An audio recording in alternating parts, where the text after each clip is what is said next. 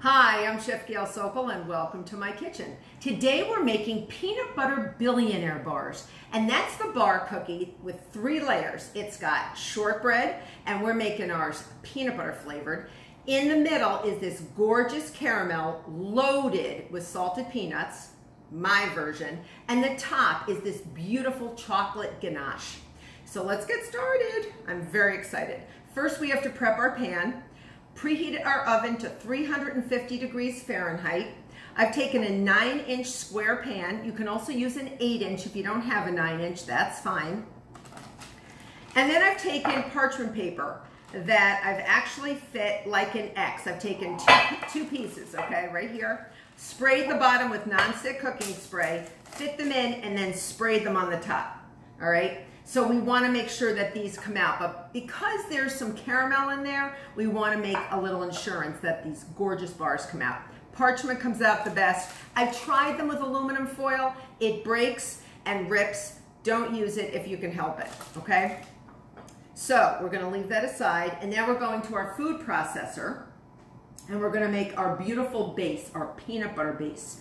So we're going to take 1 cup of all-purpose flour, put it right into our food processor. This is so easy to make and so quick. 1/3 cup of granulated sugar, 1/4 teaspoon of kosher salt. And you don't even have to mix it. 4 tablespoons of unsalted cubed butter and 4 tablespoons of creamy peanut butter. And just get that in there. Yum, yum, yum. I love peanut butter. And I know a lot of you do too, because I've been hearing from you guys. More peanut butter! Make more peanut butter! So now we're just gonna pulse this. We just want it to come together. So this is a shortbread, a typical shortbread, and to enrich it, I'm gonna add 2 egg yolks. Oh yeah, baby. So 2 egg yolks, get those in there. Don't put them in yet until after the butter and the peanut butter have been moving around a little bit, because the egg yolk will tend to clump together. Now, because things in a food processor might not necessarily mix homogeneously the way you would like, I'm going to have a bowl ready, and I'm going to take the contents of what's in here, these gorgeous, beautiful, oh, heavenly peanut butter. Heavenly peanut butter shortbread crumbs, and I'm just going to put them in here. All right, and get all the bottom. You see that? Get all the bottom, scrape that good stuff out. Don't leave it.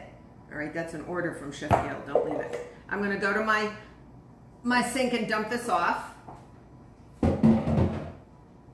And now I'm just going to sort of gather this and make sure that the flour's all homogeneously blended, and it feels like I'm at the beach and I'm making a beautiful peanut butter flavored sandcastle. All right, perfect. Now I'm going to scatter it in our prepared pan. Dump it, really, just dump it in. And then with your hand, just sort of go around and pat. And if you notice, I have a solid measuring cup that I'm going to use to really pack it down. But first, I really want to make sure that it's even, because we want everybody to get the same height of the base. All right, so make sure you pack that baby down really tight, and this will make for really, really nice, clean squares when you cut it. All right, that's my secret tip for you. Really pack it. Now take your solid measuring cup and just go around once. Okay, go around once. That's it. You're done. Now take a fork, and you're gonna fork the bottom and just make fork marks. Okay, if you can see that, just make fork marks all around, because you're gonna see it puff up a little bit. And that's quite all right, but I'm trying to keep the puff down, all right? The whole purpose of the shortbread, notice there's no chemical leaveners in it, there's no baking powder or baking soda. We're trying to keep the shortbread flat, even, so it can accept our gorgeous caramel. Wash hands. Real quick, and then into the oven.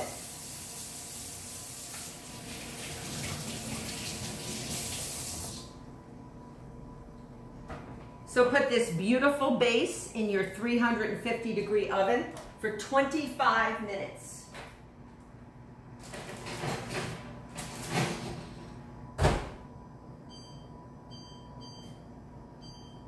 All right, perfect.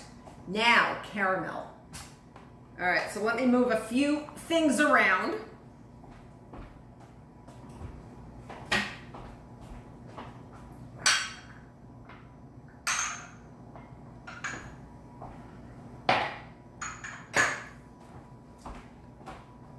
I'm gonna get my induction hot plate.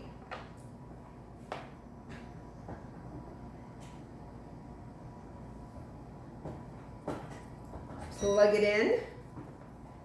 All right. In a relatively good size saucepan, I have 1 cup of granulated sugar. And it's important for me to tell you that right now because granulated sugar is 2 sugars in 1. It's known as a disaccharide. Just a little bit of kitchen chemistry because it will help us make our caramel. So we're going to add 3 tablespoons of water.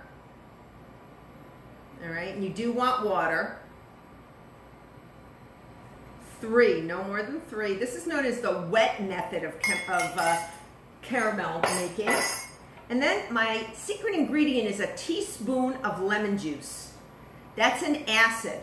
That's known as a special ingredient that's going to cause what's known as inversion. I'm going to get a spoon, and I want you to come over and take a look inside here. I'm stirring this up just until the sugar is covered with the water, and then we're going to turn it on relatively high heat. And we're going to break down this granulated sugar, this sucrose, into its 2 simple sugars, which is glucose and levulose. And that's what the acid does, along with the heat of the hot plate. Now, I want to prevent crystallization. You see the little crystals? You see them? Pastry brush and a little water. Wipe them down. Just wipe it down. And you see bubbles? That's good. Bubbles are good because we want to really cook this so that it breaks down the bonds of the sugar and cooks that sugar and caramelizes it. So we're looking for a nice brewed tea color. All right, but we want to make sure we don't get any crystals. So we have to make sure, you don't want to shake your pan too much, but I do want to make sure that my sugar is melting. And over time it'll melt, and you'll start seeing these really gorgeous bubbles. You don't want to walk away, so if the doorbell rings, tough, just leave it. If your best friend's calling you on the phone, you might want to, let it go to voicemail. This is not the time to leave the pot. Notice the pot is really big for the amount of caramel I have in here, and that's done on purpose so that if it does boil up, it gives me some leeway and some time to take it off the heat. Now, I also have a candy thermometer, so this goes up higher than most thermometers. We want eventually, not yet, for this to get to 230 degrees Fahrenheit, but we want to add heavy cream and butter before we get to that point. We're looking for brewed tea first. So this is the caramelization process that is occurring, and we've added that insurance of that lemon juice, that little bit of acid, so that we won't get any gritty taste. So I have heated on my cooktop 1 stick of unsalted butter and half a cup of heavy cream, and I'm going to go get that. I've just warmed it. So I've warmed that up, and that's going to go into the caramel once we get that brewed tea color. And you're going to see that it's going to happen relatively quickly. Notice I'm not stirring anymore. Once you get that initial stirring, put the spoon away, because the spoon will actually create crystals, which is known as seeding. You'll see that the more you stir, the more you will create crystals. All right, so you just let this go. It's almost like a volcano, but safely in your saucepan, and it will not overflow, and you have that nice big pan. Now I can see little bits of brown starting, just light caramel, and I can smell caramel. So you want to get that brew tea color. All right, you want to get that brew tea color, and it's coming. And don't walk away and think, oh, you know what? I got 10 minutes. You don't have 10 minutes. This is going to happen relatively quick. I already see it. You see the little bit of gold color here?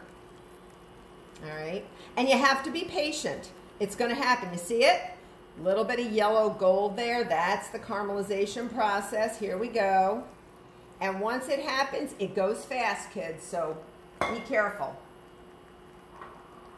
Okay, you see it? Be patient.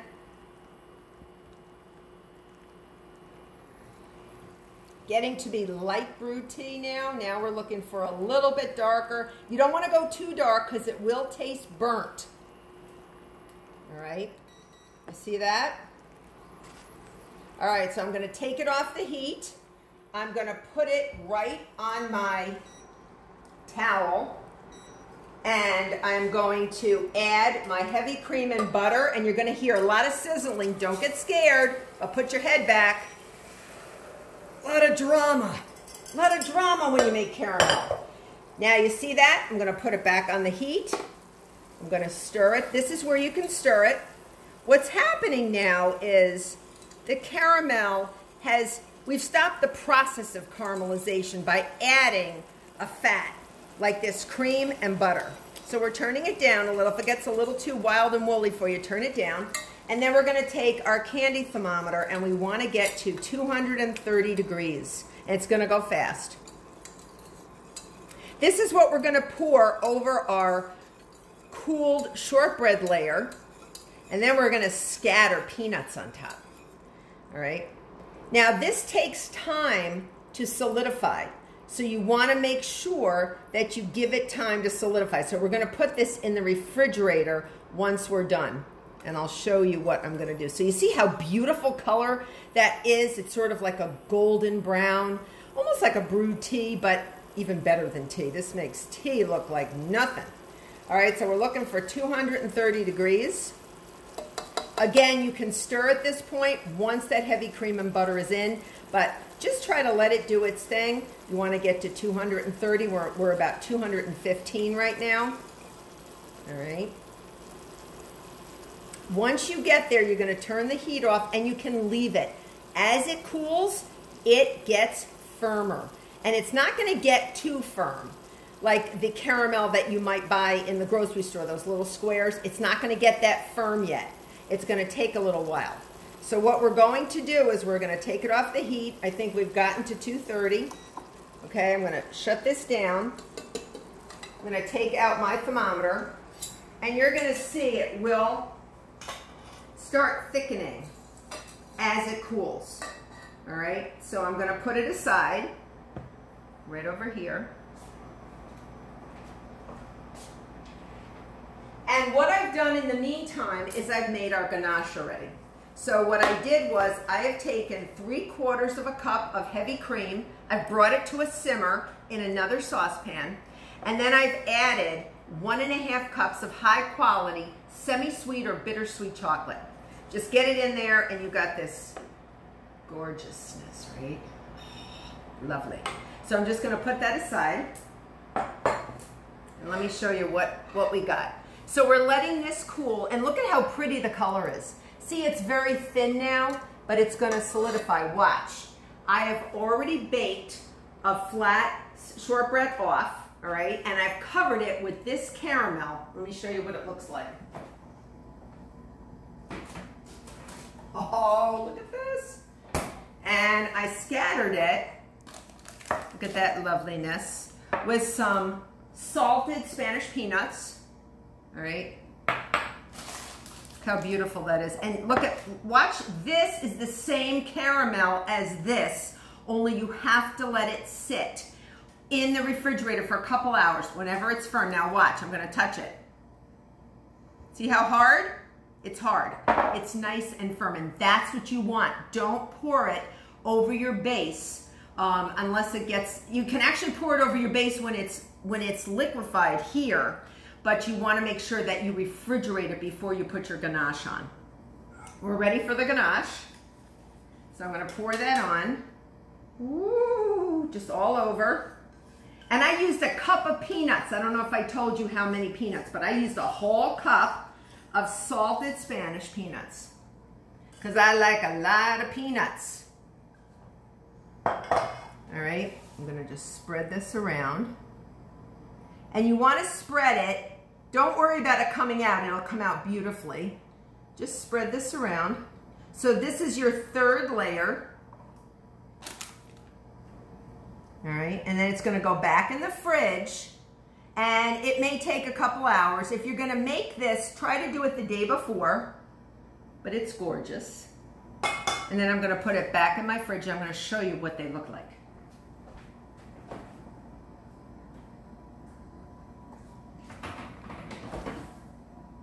Look at these. Look at these babies. Look how gorgeous.